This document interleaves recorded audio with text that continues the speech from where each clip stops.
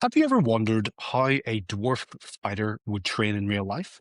In this episode, we have our good friend Aaron. Now, Aaron is actually our DM from Dungeons and Dragons. It's actually how Tom and I met. And in this episode, we're talking about how framing fitness and setting your expectations can set you up for success. Let's get into the episode. Let's go. All right, Aaron. Firstly, thank you so much for jumping on the podcast today. Oh, there you go. That was a very Belfast accent there. I'll just squish that down for you. Welcome to the podcast today. So, a couple of we like to break some ice with our guests. Now, you're quite unique in the sense that we could ask you a question that both Tom and I would love to know. If you were a D&D character, what would it be and why? I think I would be a really vanilla, boring human fighter. You know what? I actually had that down. Why? There is something uniquely special about a character that exists in a world where there are dragons, demigods, travel between different planes, like any sort of magic that exists, and there is something uniquely impressive about the only class, as far as I'm aware, that has absolutely no magical abilities and is simply able to do the things they do through their skill and their experience and how hard they can swing an axe or a sword. I think, a lot of other classes can do wonderful things, but they do so because they've made a pact with a demigod, or they have got magic flowing through their veins by sheer luck of their genetic ancestry and heritage, whereas a fighter doesn't have any of that. They just have skill and grit, and I think that if someone or something can reach level 20 as a boring vanilla fighter, then there's something different about them. There we go. I like that. I like that. I like that. Okay, so I could dig into that, and we probably will dig into that later on.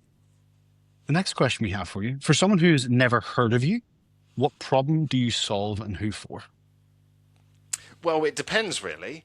If someone is not very good at laundry, then I will try my best to solve that problem. I've recently had a series of How do you Instagram do that, stories. actually?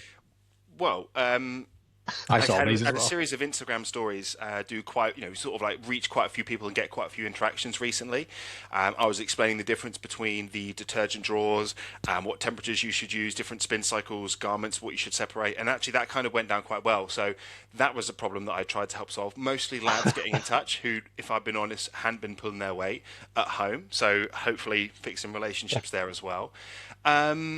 If someone's on the fence about getting into and Ben will appreciate this as someone who does this to another degree, if someone's on the fence about getting into Warhammer or something like that, then I'm an absolute pest at solving the problem of why they're not already playing Warhammer, so I'll get them involved with that.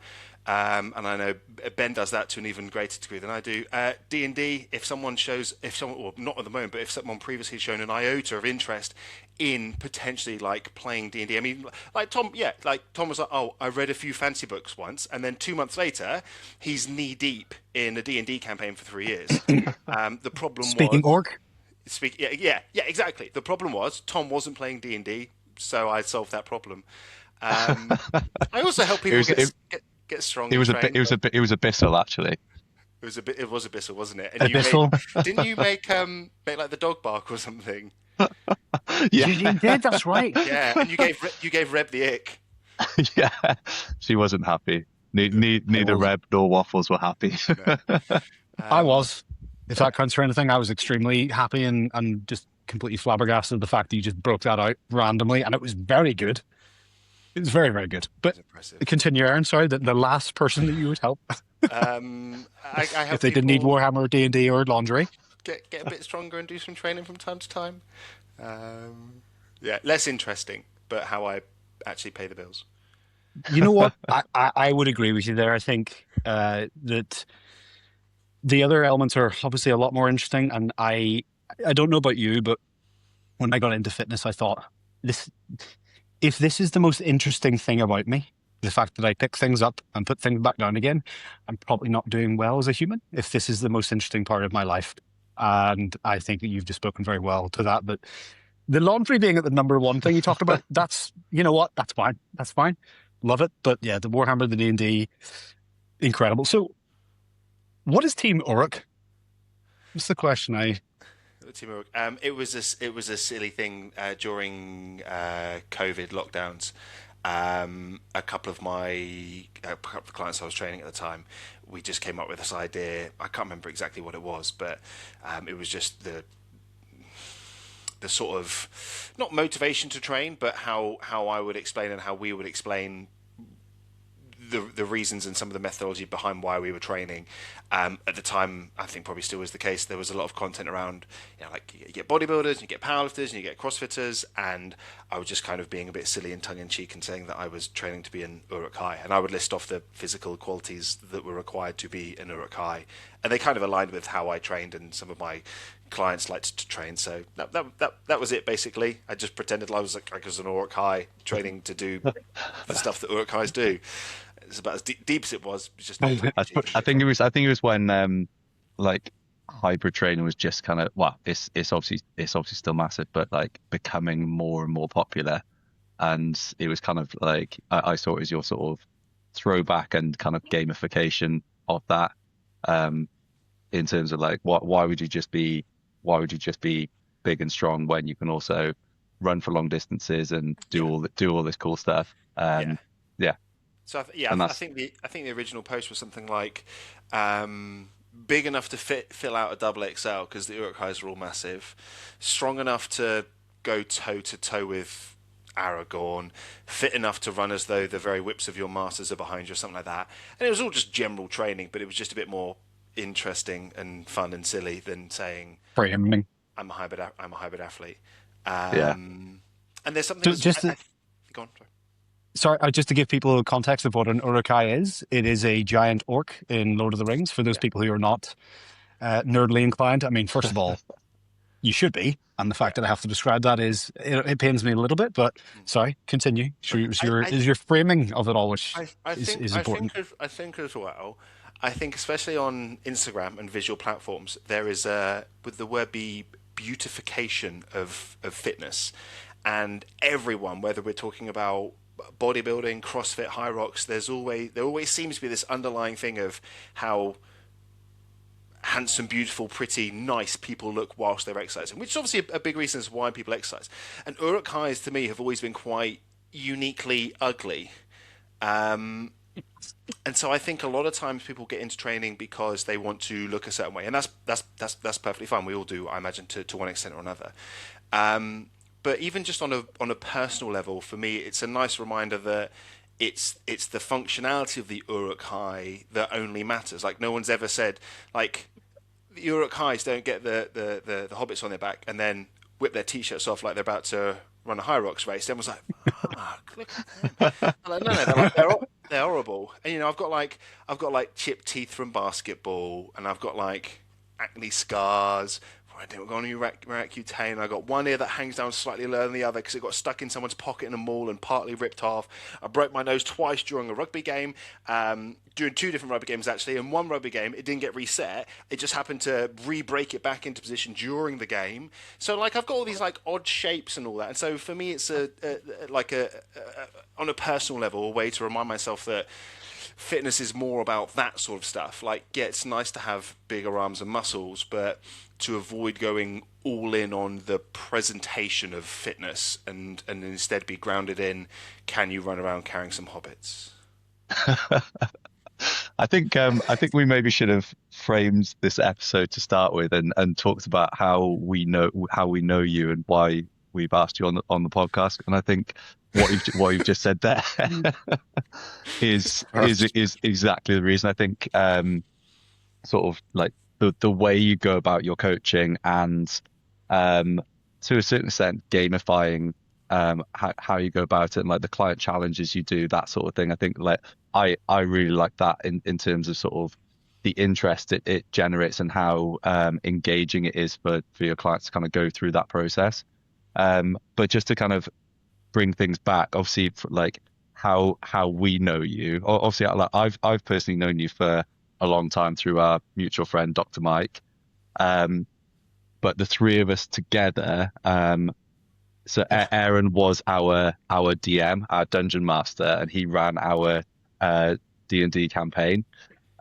So I joined a little bit later than Ben. How many guys were in the group before I joined? Four So or five? there's been 7 or 8 at once, including myself. But people sort of dipped in and out. So you were recruited when a couple of other people dropped out. Ben was Recruited recruited beforehand. just before Yeah. as well. Yeah, there's only a couple of adventures we had been on before Tom arrived. Maybe like 5 before. It wasn't too long anyway. But yeah, if you'd said to me what I was, this is just a random tangent, but it's kind of what the podcast's all about. What I love about life is that 5 years ago, if you put me on a podcast with both you two people, I'd be like, and who are these gentlemen? I wouldn't have known you 5 years ago. I think it'd be about 5 years, maybe 6 years. Actually, time's gone a little bit faster than I would like to admit. But now we've gone through 3 years of a campaign together with 2 different characters played by Tom. I remained as the single Balon, the Dwarven Paladin. So wait, so you mentioned, I actually don't know if I know the story of how you two met. How did you get Tom into D&D? I want to know that story. He, We have a we Mike and I went up to Bristol and we met up Hmm. with Tom, and I think Di was probably there. yeah, Yeah, Was Di yeah. there? yeah. Di was there, and basically all he talked about was D&D and how awesome it was, and or like went in depth on your characters, and I was like, I am missing out here because I always grew up playing. Like I played a few sort of RPG games as I was growing up and read a few fantasy books, and I probably wasn't like quite as into it as you guys maybe. I don't know, but um, I didn't yeah, speak back I'd speech. yeah. I didn't do that. I didn't even do an accent. So, you know, I would argue Yeah. that point, but go on. Sorry. Um, Yeah, but I also think like obviously the sort of the mechanics and the fighting and that side of things is it like was initially the draw, but actually I think sort of just getting together on a weekly basis, like albeit on Zoom, like in person is better, and we did a few in person sessions, but getting together on a weekly basis on Zoom, having it as a bit of a social, and also I think sort of something that I like was quite unique about playing D&D is just like I think everyone is sort of uniquely vulnerable in that situation, but there's no judgment. Everyone's just there to kind of enjoy the game, and I think that's something that is probably quite rare amongst groups of guys, particularly guys that are into training and probably have like a sports background. I agree. I completely agree. I think the sense of vulnerability that you have, especially when you put on an accent or you role play as your first character. But I think even the way, talking about your coaching, Aaron, you coached us all through D&D. None of us, I'd never played before. Tom never played before. Josh had never played before. There's a lot of us who were completely new to it, but it was cool to see your coaching skills come out in there of like, look, you've never done this before. Don't expect yourself to be good at it. You can go back and say things differently if you want to. You can type out how you want to say things. That's absolutely fine. It showed me the skills you have in that realm that I imagine you're a very, very easy translation for you for coaching. How much when you're coaching someone, do you have your DM hat on whenever you are doing it? Just out of curiosity. Um, Because they're pretty similar. They are fairly similar. You're guiding someone through a path that you can't ultimately walk yourself, but you need to encourage them. You can't lift weights for somebody.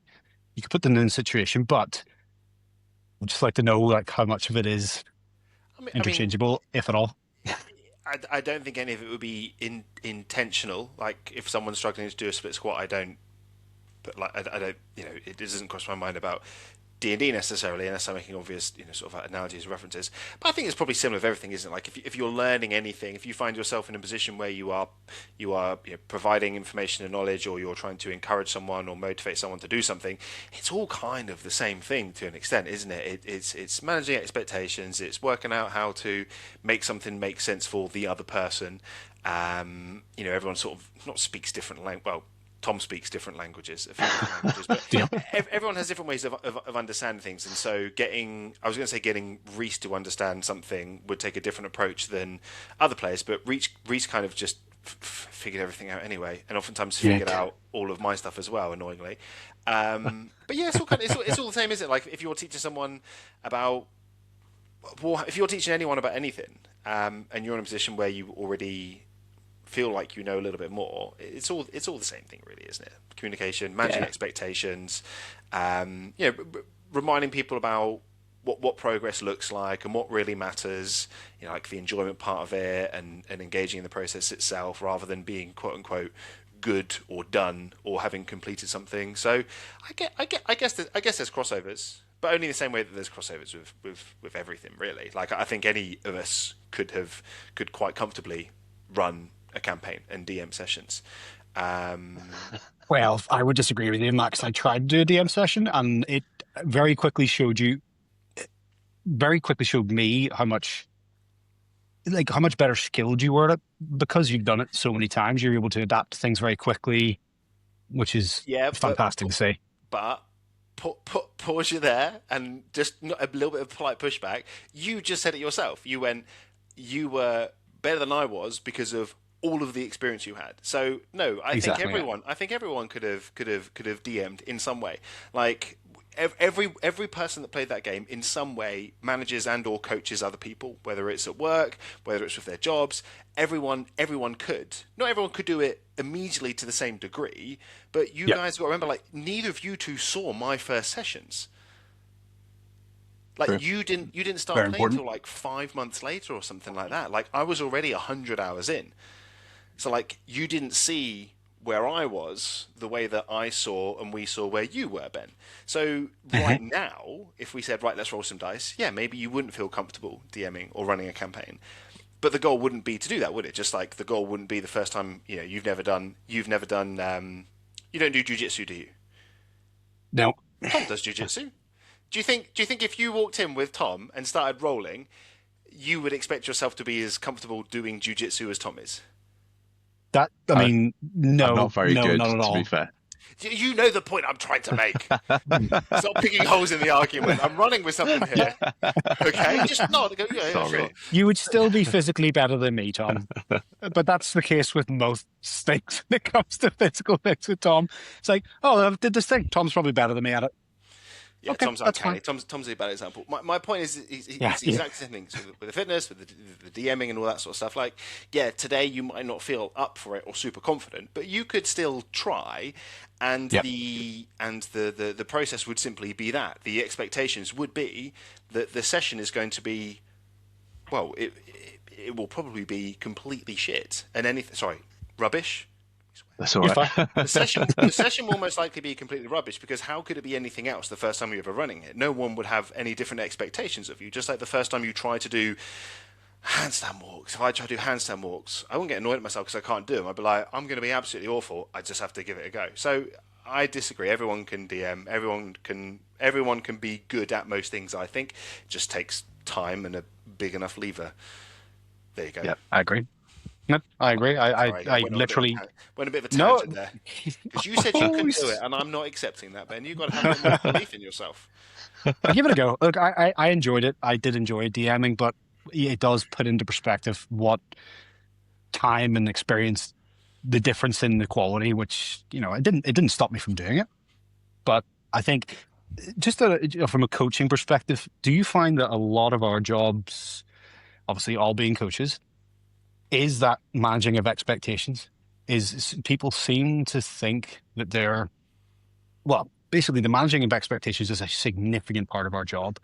Obviously that tie over with D&D. Is that something you struggle with, or would you deal with that with a client who is like, I'm annoyed at this because I can't do this? How would you frame it? Would it be kind of similar to what you just said there, in the sense of like, don't get angry at yourself, take the time, understand where... Is that something you deal with a lot?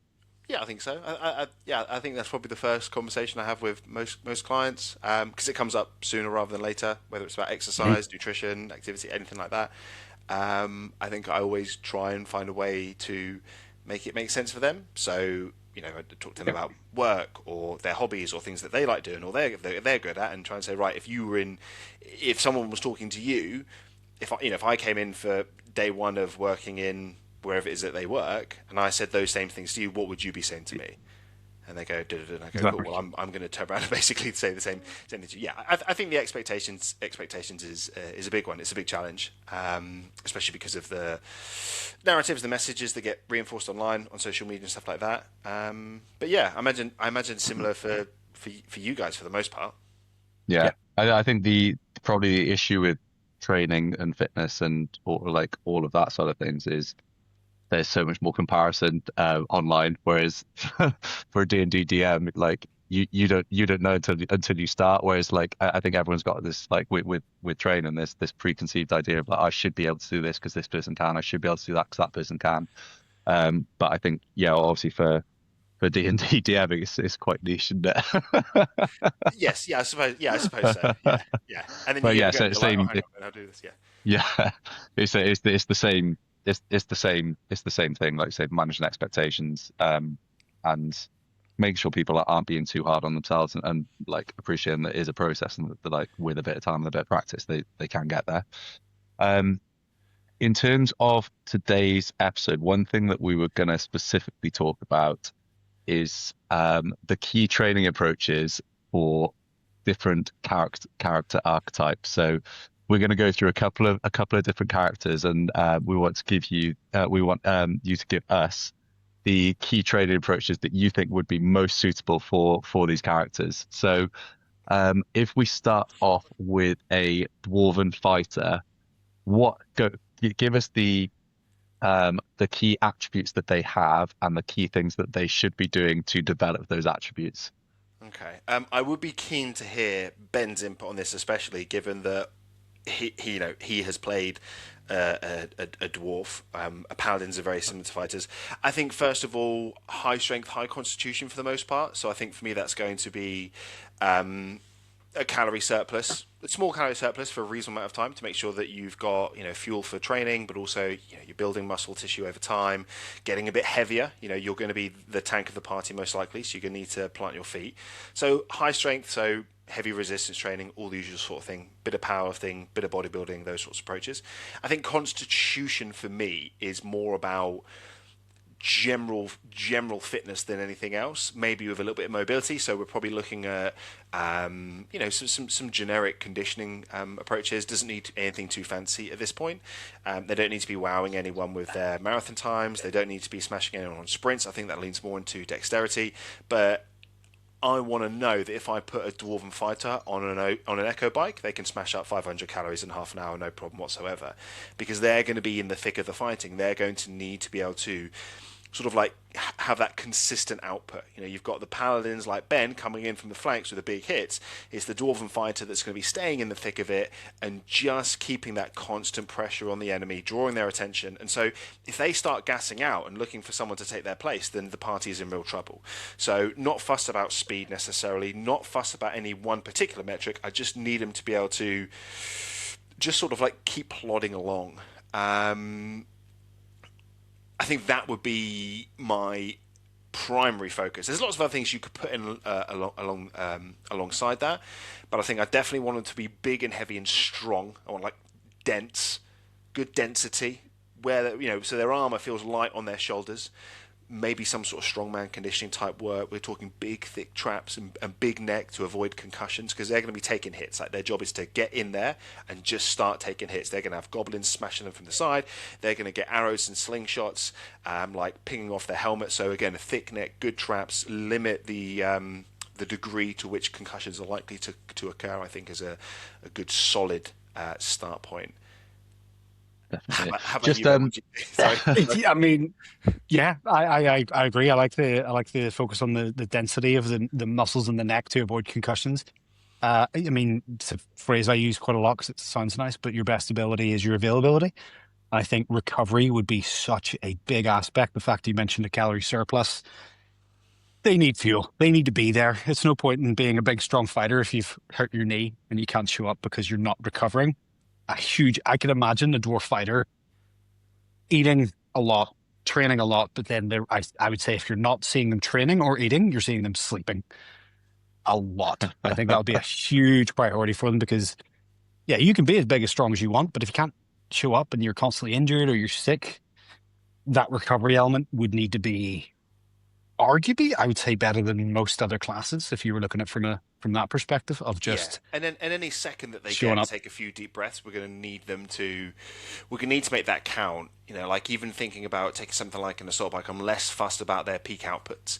I think a paladin or a ranger, someone that does high sort of single damage, that's a more important metric. And if you think about how like Reese, who played a dwarf fighter, what his role was in combat, it was just constantly chipping away. He very rarely did more than 10 or 15 points of damage, but he was doing that 2 or 3 times around every round with reactions, with trip attacks, with battle maneuvers, and Balon will come in and spike 100 points of damage and like, you know, cut the head off the monster and take out the big bad guy.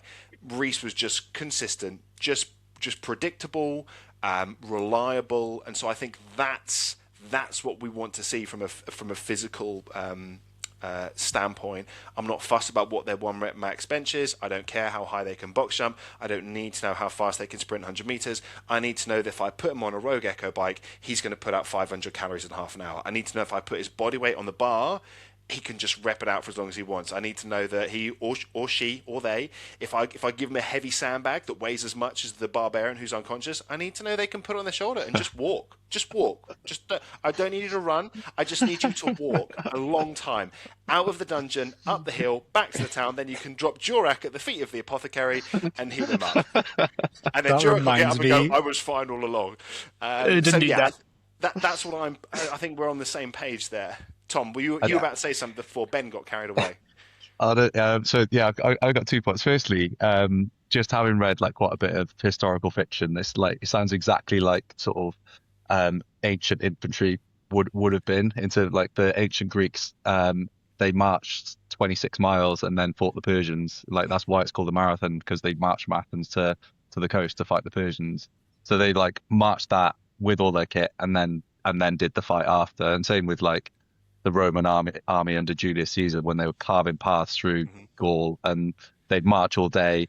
Then they'd dig their trenches and build their forts, Yeah, and then they probably do some wrestling and have some like stuff like that, and then they do Yeah. that all over again for day on day on day on day. And it's the same thing, isn't it? It's just that resilience and that staying power. And like I say, it's not so much about like the peak efforts, but it's being able to sustain that for long periods. But the other thing that I was going to say was I think it was you who's saying it, just in terms of the like the 6 attributes that a character can have in D&D. Wasn't there something that like was it related to a tomato, for like to yes. kind of illustrate what each attribute was? Can you remember that and tell people what that is? So so you've got strength, dex, constitution, intelligence, wisdom, and charisma. Strength is your ability, I think, to crush a tomato. Dexterity is your ability to catch a flying tomato. Constitution is your ability to eat a rotten tomato. Intelligence is knowing that tomato is a fruit. Wisdom is knowing that a tomato doesn't belong in a fruit salad, and charisma is your ability to sell someone a tomato. So we Nice. need our That's a infantry to be able to crush tomatoes and eat rotten tomatoes. Not fussed about anything else.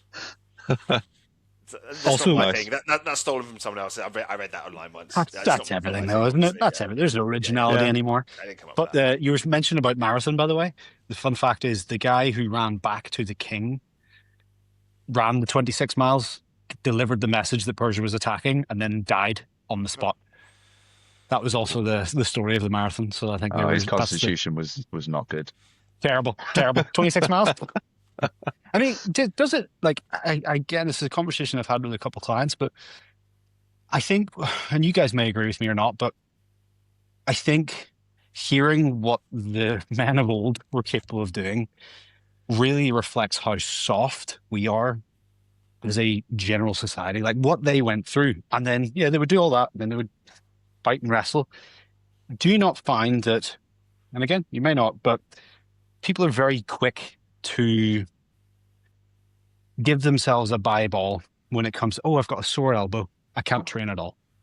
I've got a little bit of I've got a little bit of a stuffy chest or a stuffy nose, can't train at all.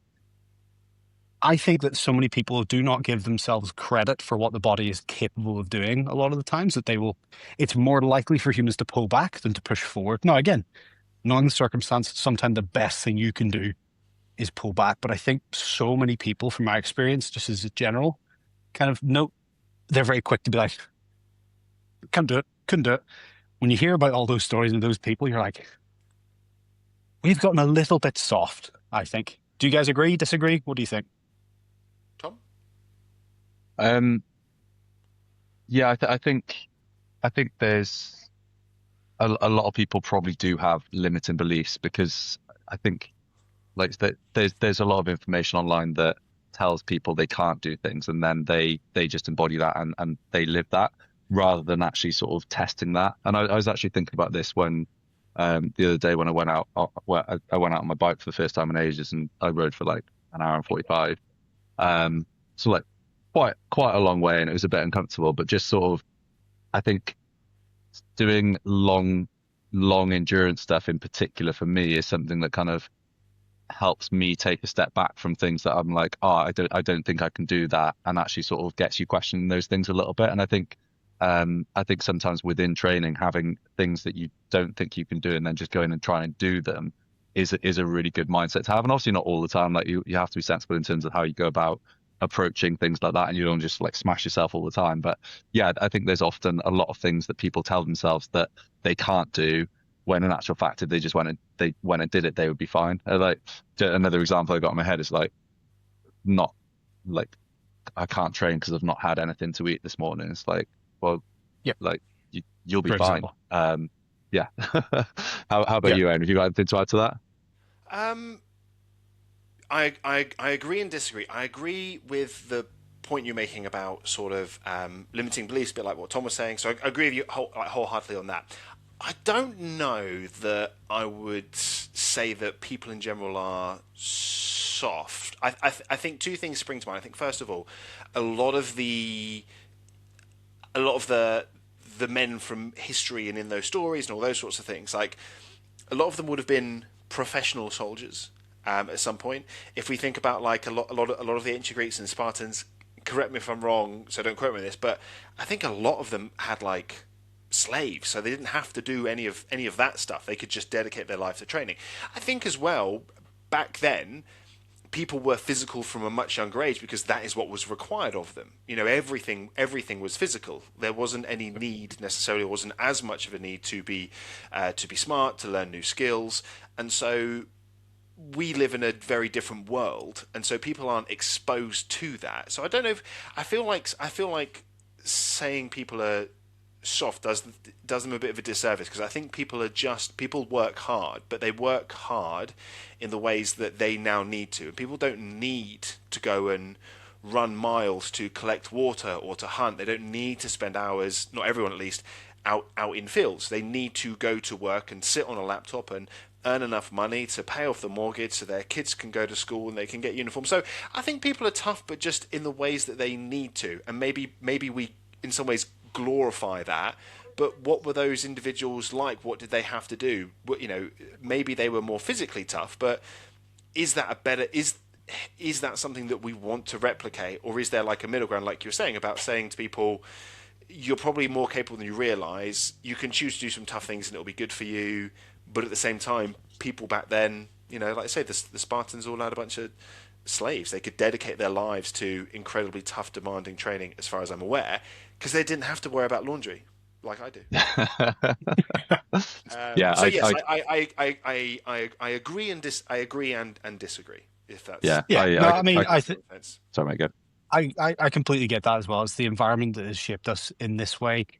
I think the point I was making, and I think you picked up on it, is the case of if people never push themselves, and it doesn't, I think when people think of pushing themselves, I think that they envision this like intense set in the gym where like every muscle in your body is shaking. Like, I think that's what people immediately go to when they think of push themselves. But what I mean is like, hey, did you wake up feeling a little bit pearly?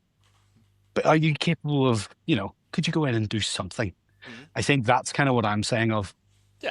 I think people need to give themselves more opportunities to prove to themselves how hardy they actually can be.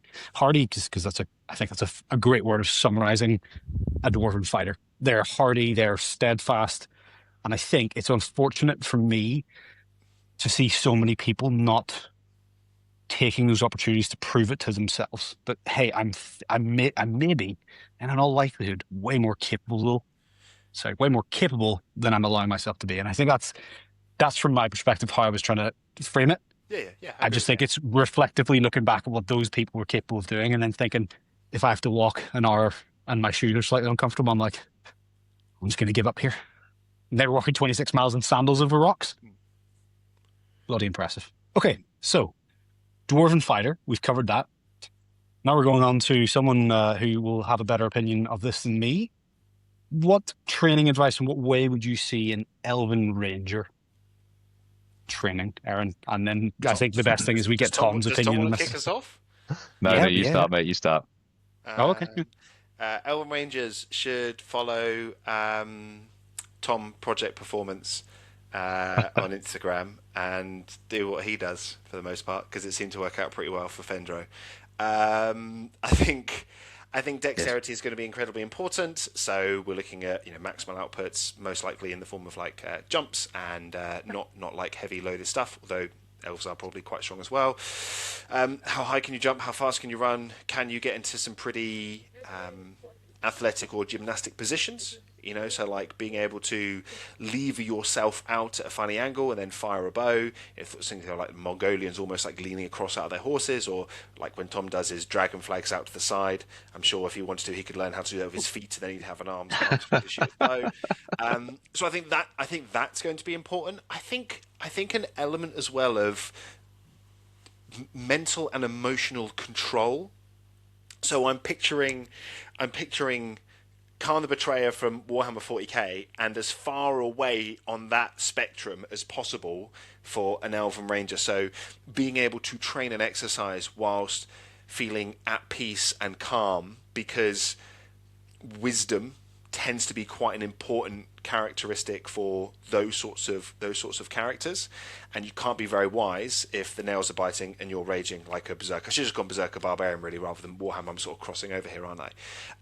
So I think being able to do like heavy clean and jerks is probably of value. Being able to jump incredibly high, but doing so whilst being able to be sound of mind, make good decisions, being able to pinpoint where your target is if you're firing a bow, and making sure that you've always got your breathing under control, so that you can throw out some witty one-liners to make a point at all the dwarves in the group. I think is essential. And you can't do that if you're out of breath. You can't be snarky if you're out of breath. Fitness is going to be important, but less so, because you're not getting in the thick of it like those grubby dwarves are. You're doing like high burst outputs, few seconds, take some deep breaths, calm, serene, handsome, beautiful, wonderful, balanced, go again. And elves do that as well as Tom. What do you reckon, Beat me to it. Am I on the money there? Yeah, I think I don't have a huge amount to add to that really. You summed me up perfectly. Yeah. 10 out of 10. The only thing I was going to add is obviously sort of rangers would probably be spending sort of multiple days, if not weeks at a time, like traversing the wilderness. So probably some level of constitution and some level of sort of like aerobic base is going to be important, so they can carry on doing that for long periods. But like you say, it's those short, sharp bursts, being able to kind of exhibit athleticism, and then being able to kind of go and do that repeatedly over sort of a protracted period of time without sort of burning out, I think would probably be sort of the only thing that I would add. Yeah, I think maybe yeah, good points. I think maybe would we say a Dwarven Fighter, their ability to manipulate other bodies is important, whereas for a Rogue/Ranger, the most important quality is their ability to manipulate their own body. Yeah. Yep. I would agree with that. So one would be experts. Yes. Yeah. Well, I mean, you just played yourself. We all just played ourselves. We all played ourselves. That's what people tend to do. It is easy. Yeah. Yeah. Just you can be anyone you want in this world. I'll be me. That guy staring right in the mirror. Honestly, it was really fun sitting back and watching all of this unfold and going, these people aren't playing characters right now. And then like when we do like the debrief and when we be organizing and doing admin, I was like, these people is the like organizing the group took the same approach out of game as it did in game. Like the dilemmas and the approaches and the challenges were identical regardless of whether you were playing your character or being yourself. It was brilliant. It was honestly, it's so fun just getting to sit back and watch all of this happen from time to time. Like this is too much. This is very fun, very fun. It's like people watching. You know, I'm like, here's a dungeon, go and do your thing, and then I get to sit back and basically people watch and see what each of you's going to do. And you're like, well, my character would do this. And I'm also thinking, yeah, but you would also do that. You would also do that. Yeah. That was, I have to admit, like when we started playing, that was one of the harder things to really get your head round of. This is not you. You're not playing yourself. Yes, you can use your decision making for the character, but like, for instance, there was a part where my character was doing something they'd been instructed by someone else that got him in shit with someone else, and then my character, you know, kind of as me, I was like, wait a minute, I was told to do this thing. Now you're getting, I'm sure that, and it was cool for like just even how to deal with like conflict without having to be really involved in the conflict. You got that kind of back, you know, that step back for it, which I found to be, it was fascinating in that regard. It's not something that I've really expected to get from D&D. I mean, is there anything from D&D? We've got one more class that we'll go through, but training and tangents. Is there anything in D&D? Like, is Tom training in your tangents? Is that what it's really named? Welcome to training. That's exactly it. Ben's really. I'm going to go off on things. Look at my background. This is not. This is it's tangents. Like working out which one of you is Ant and which one of you is Deck, but it's training and tangents. Please take the tangents. Sorry, is there anything? I mean, this is exactly what it's for. Is there anything that took you by surprise playing D&D that you maybe didn't expect going into it? Like, what were your expectations? And for me, again, I'll kind of kick it off. Like I got into it thinking this is a cool way to socialize with my friends, my new friends that I'd never even met at that point in person, minus Dr. Mike.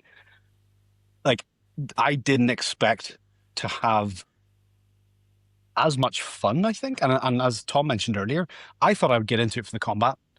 I thought combat, that's going to be my thing I enjoy, but I ended up actually really enjoying the role playing, especially, and I think this is the thing that showed me, the creativity within the group of people that I think would not be generally seen as creative individuals. Like when we were walking through the town, I don't think anyone would have guessed that the group of 7 of us were playing D&D and had how many beers in total between 7 of us? 4, 5?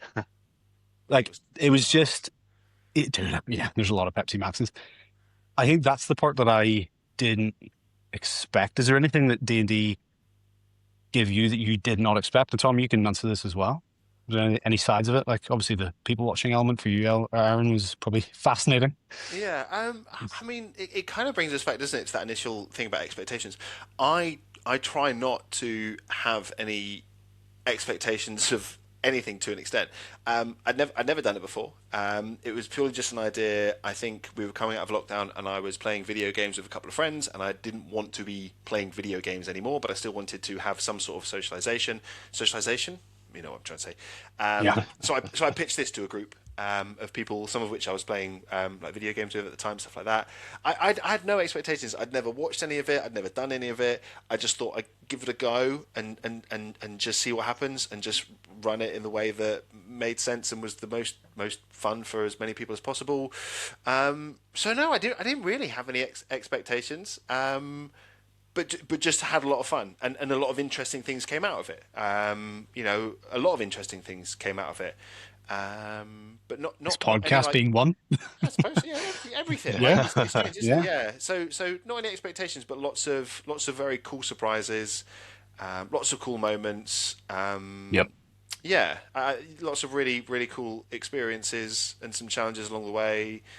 But I wasn't expecting it to be anything. I was like, oh, it's going to be this and it's going to do that. I was like, this is what we're going to do. We'll give it a shot and we'll just take it as it comes and see how we get on. And how's that for a non-answer? Sorry. Yeah, no, Yeah. I mean, Very that's specific exactly it. answer. Yeah, there were some really cool moments. I think rather than expectations, I think the big things for me were, first of all, the story itself became incredibly, for me at least, became incredibly meaningful. and I won't forget the story. Like, and some genuinely emotional moments. I think the Yep. coolest bit about it for me is that it was all obviously completely homebrewed. So with obviously you guys know this, but anyone who's listening with D&D, you often get pre-written modules and books that people run. So a very popular one is the Curse of Strahd. So millions of people around the world would have run Curse of Strahd. Everyone would have played Strahd. Everyone would have got on this item. Everyone done this.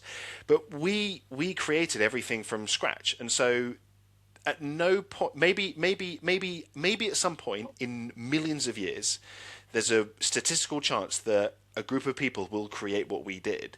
But outside of that, no one else will ever understand those stories. No one else would have contributed. No one else would have heard them or told them. And I think that for me is probably the coolest part, is that story exists for the group of players and no one else. Like, there's no spectators, there's no one watching it, there's no one reading it. You either took part and contributed, or it didn't exist. And I think the fact that we came up with some pretty cool stuff and some pretty cool things happened, and like for me, some pretty meaningful and emotional moments for something that doesn't actually exist, I think was the coolest part, and that was down to everyone chipping in. You know, sometimes people chipped in more, sometimes people chipped in less, but everyone chipped in, and it mattered. And you know, the dice tell stories, and the people tell stories, and that creativity. So I think that was the coolest part. I guess I wasn't expecting anything, but I was most pleasantly surprised, shall we say, by just how meaningful that process and that story was. And that, I think, is the most special part for me at least, is that story that one person couldn't have written that. You know, 7 or 8 people at different points in time all added to that, and it will never exist for anyone else. And there's something exclusive and powerful, to me at least, about that. Plus, it was cool to try and work out how to organise 7 people at once. I mean, I did it. I don't like. It's impressive. Tom, how about? Tom, anything? Yeah. Yeah, sorry, I Yeah. went on a tangent there. It's all good, mate. That's what this is about. Um, yeah, I think for me, I would probably just echo a lot of the stuff that you've just said. I think I was really surprised at how immersive and into it I got, particularly for something that like we're playing on Zoom, which like generally is going to be a little bit less immersive than obviously like playing in person. We did have the in-person sessions, but just like, yeah, I think the level of emotion that came into it, and like you said, the creativity and just generally how immersed in that in that game and in that world that we all became. And obviously, like there was points where we were kind of dip in and out and be a bit more involved, a bit less involved, and that sort of thing, which I think is like kind of the beauty of it in a way, that there was that sort of flexibility to do that. But yeah, that I think for me was the most surprising thing was yeah, it was just how it like immersive and into it everyone got and contributed towards this thing. Yeah. Lovely. You both give me the exact answers that I was hoping for. Okay. Lastly, human rogue. How's a human rogue training, Aaron? We can kind of throw in our hats because none of us have played a rogue, and a rogue was never part of our campaign, so it's a difficult one for. Technically, Wait, but actually, sorry. He was a, he was a Yeah, human you rogue. He were. was a swashbuckling human rogue. Oh, yeah. I was How thinking could of you him as a forget? pirate. Yeah. He's like a pirate. I don't think of him sneaking around. I imagine him as like You just were just focused on walking up. Kevin. You were just thinking of Kevin. Kevin. I mean, there's going to be a lot of similarities between a rogue and a ranger. High dexterity, primarily. I think a rogue, for the most part, is going to want to be almost like photo shoot lean 90% of the time. Depending upon your exact subclass, rogues are oftentimes sneaking around places. They're going to be light on their feet. They're going to be, crawling in through crevices. I'm thinking about those people that go like cave diving and they sneak into holes like that big and their whole body disappears. So a rogue is going to want to be small. Strength is important, but only so far as they need to manipulate their own strength. So I'm thinking think about like free climbers, Cirque du Soleil athletes, some gymnasts, but a lot of gymnasts carry like quite a lot of muscle tissue. A rogue is going to want to be light. The lighter, the better. So they're going to be lean, very, very lean, conserve their energy, but have reasonable constitution, a bit like what we were saying about enough. Like you need the rogue to be consistently on the move, but part of that comes from the fact that they're light on their feet. They're not carrying around heavy gear. They're not wearing heavy armor. You're not going to expect them to get the barbarian over their shoulder and carry him out of the dungeon. They're going to be zipping around all over the place, crawling through vents, up walls, through crevices. Hand coordination is going to need to be incredibly important if they're going to be picking locks and picking pockets and picking anything they want, really. So, sort of like working on hand and finger dexterity, not necessarily grip strength as such, although they will have strong grip, but they'll be light, so it won't be massively important. But having very dexterous hands and fingers, and I know that you can train elements of that, like almost like reaction training, stuff like that, I think would be more important. Coordination, reactivity. They're probably going to be really good at most plyometric drills and activities, because they're going to need to drop down, like almost like a cat, drop down from a wall, land on their feet, and spring back up. Plyometrics are going to be key. Fast ground reaction times. We're not looking for slow, heavy jumps. We're looking for short ground contact times. But not particularly impressive in terms of like top speed. They're not outrunning anyone. They're not outlifting anyone. They're not fitter particularly than anyone. But springy, sneaky, reactive, quick, light, lean, photo shoot ready would be. Tom, Nice. how about yourself as someone who we just found out played a human rogue? So I've seen Tormaster's a pirate to me, never a rogue. But yeah. Yeah, I'd completely agree. I think it's more about maxing out on dexterity. I was sort of thinking like a parkour athlete, that sort of thing would be a perfect Yes. would be a perfect fit, really, because it's like you say, it's not so much about like the max outputs, but it's that reactivity, that springiness, and I think that for me, like compared to the ranger, which I think would probably like need a bit more constitution, probably, and like that sort of like aerobic base and that level of fitness. I think probably sort of just maxing out on dexterity and being super nimble is the main thing. Yeah. Absolutely. Just a slight tangent of a question, but I'd be interested to know your answer on this. Who would win a Hyrox, Gimli or Legolas? Legolas. Yeah? Yeah. Yeah. Why? It's mostly running. I would. Yeah. It's a lot of running. Is it like strength work? Like, this is the thing with elves. If you look at the Tolkien elves, they're just great at everything. Like, they're just great at they are human, and then that's a step above. I think there are elements where I think Gimli might catch up and maybe make a bit of it. But when it comes to the running around, I think Legolas would just leave him in the dirt after a while. The height advantage on the ergs. He's got height advantage on the ski erg and the row.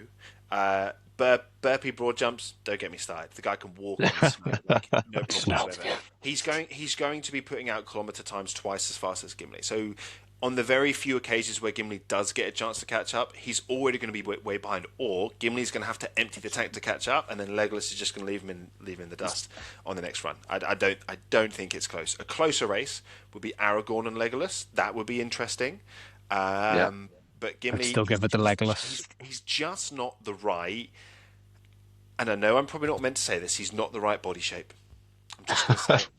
I know we're not meant to, but one of the things that I think is reasonable to say about Hyrox is that most people who are good at Hyrox tend to adopt a similar shape, height, weight, physique, because it's the same thing. It's not like with CrossFit, that would be different, because in CrossFit you get different body shapes and different strengths, and you get some people who are smashing the gymnastic elements, and some people who are smashing conditioning, and some people are smashing barbells, and so you do get different kinds of athletes.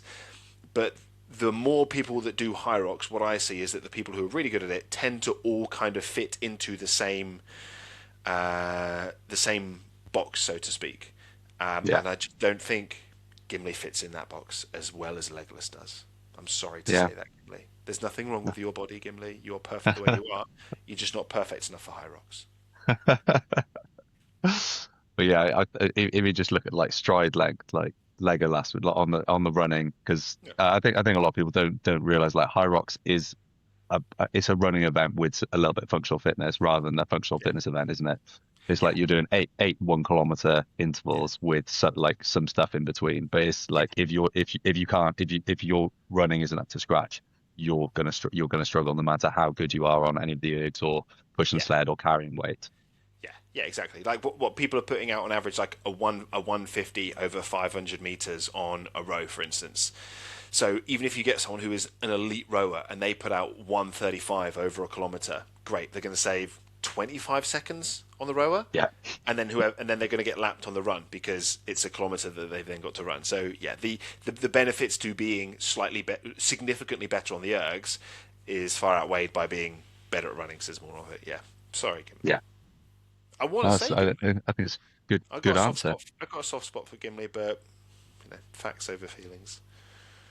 So one thing that we always do on this podcast as well is we ask a would you rather question. So this is something that Aaron won't have heard before, and we're going to make it D&D related. So Aaron, would you rather your villain NPC, non-playable character, becomes the party's favorite and they refuse to kill him, or your beloved ally NPC gets killed by the party just to see what happens? Sorry, question. Would I rather the villain become the party's mate, or would I rather the party's mate get killed by the party? I mean, the probably the first one. Probably the first one. Yeah. Yeah, yeah. So here, the problem with that situation is that what you're talking about is having expectations and intentions for what may or may not happen down the line. And when the idea when you're running the campaign is that isn't what you're taking into account. You have no idea how these players and characters are going to react. You can only guess based upon who you think those characters are and what they are likely to do. So I don't have any control over either of those. If you guys decided that Kaiman was going to be your mate, I'd be like, okay, well, there's nothing I can do about that. If you decided that you were going to get rid of Alaris, there's nothing I can do about that. Like, because if there was, it would be railroading. But I think it would be fair to say that it's incredibly unlikely that either of those would happen. Yeah. I did try it at one point to be friends with. Yeah, Ben did, and it was a really odd moment. It was Throwing you so much. It was odd. We almost Ben. In fact, what's more likely to happen is that one of the players or some of the players are more likely to become the villain.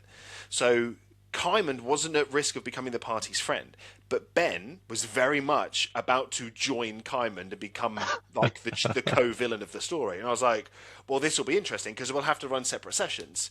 Ben will go and do all of his evil things with Kaiman, and the other guys will try and defeat him. So that was interesting. So I didn't necessarily see that coming. But if Balon had chosen that that's what he was going to do, then you just go with it because it's that player agency. So it wouldn't be, neither of those would be disappointing. It's not would I rather either of them happen. It's just that if I understand player and character motivations well enough, and I create reasonably good villains and allies, then it's almost certainly not going to happen unless the players are not necessarily metagaming, but they're making they forget the heart of role playing, which is making decisions that their character would that they might not. So Ben and you guys, not just Ben, you guys might have thought it'd be funny. Hey, let's get rid of our ally. Let's get rid of that. But that's not playing D&D because that's not role playing. That's you guys as players making decisions, not your characters making decisions. And likewise, there's no way that you were going to be mates with the evil guy because I made sure to make him obviously awful. Like I had Grenadier taken out of the campaign because I knew that was going to be the one thing that would be certain to convince you to hang around and defeat this evil guy. Because I'd kind of written myself into a corner of like, well, hang on a minute, how do I get these guys to stay? Oh, I know. I'll speak to Reese and go, Reese, do you mind if we off Grenadier? Here are my reasons. He was like, yeah, sure. So it was never going to happen until Ben almost tried to join the bad guys. Just curious. You got to test your options. I just saw it as a playground that I could play in. I thought this will be a fun thing to see what way this path leads. And then, I didn't do it. I decided against it, which I'm very proud of.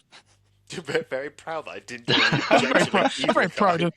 very proud of the fact that I didn't fall to evil. It was very tempting for a moment. Then I was like, man, you know what? No, these guys are all right. No one else found it Okay, that tempting. and that's why we play D&D. Okay, so last question we have for you. Yep. So we like to ask our guests in a video game. You're familiar with them. The loading screen where it usually gives you tips on what to do, things to prepare for, how to use certain buttons.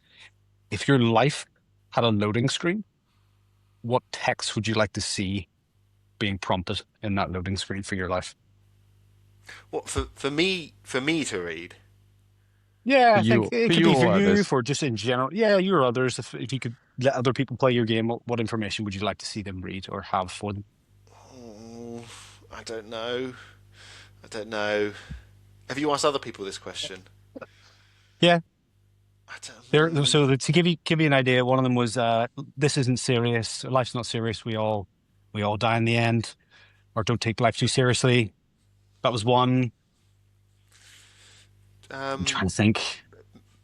Very practical. Think practical. Would it be instructions on how to use a laundry machine? I think I I mean, think that's probably all I can really stretch to. I think step one: I gather clothing. I don't think I'm in a position to be offering people like general advice. If it was like a D&D tip, I'd happily offer a D&D tip or a laundry tip. Okay, But well I let's don't, let's reframe it for this. I don't think I would volunteer general life advice on a loading screen. I think I would opt Refer out. to user manual. Yeah, opt out of that option. Um, Skip. Hold X to skip. Then. yeah, yeah, yeah. We'll say that one. File not Perfect. 404. File not found. Oh, Yeah, okay, yeah. perfect. Audio file Lovely. corrupted. Okay, so for people who are interested in hearing about your methodology, I'd say the best way I can summarize it is the way you frame health and fitness is it's a very unique way of doing it. It's a very fun way of doing it. And what I meant to say at the very start of this was I love the fact that you are trying to do what I think we should be doing as coaches for the everyday person, trying to make it fun. Like this is exercise, yes, it's tough. Sometimes you don't want to do it, but I think if you can find the core element of, hey, what makes this fun and maybe more manageable and maybe gets me out in the days that I don't particularly want to go out, I think that's what you've done. And I think it's incredible. Where can people find you? And yeah, tell them a bit more about that. Instagram, I YouTube. just Instagram really. Aaron Davies coaching. Aaron. Because everyone always just spells it wrong because it's an American spelling. Yeah, that was it. It is. Aaron Davies coaching on Instagram. There's not really anywhere else that's worth following me. Not outside. It's probably not worth following Aaron Davies coaching really either. I would argue that it is. Aaron, thank you so much for your time. We really appreciate it. This was a very fun episode for us. And yeah, Thank you for I having me. appreciate it. Thanks for coming on, mate. Cheers. Thanks for having me, gents. Thank you.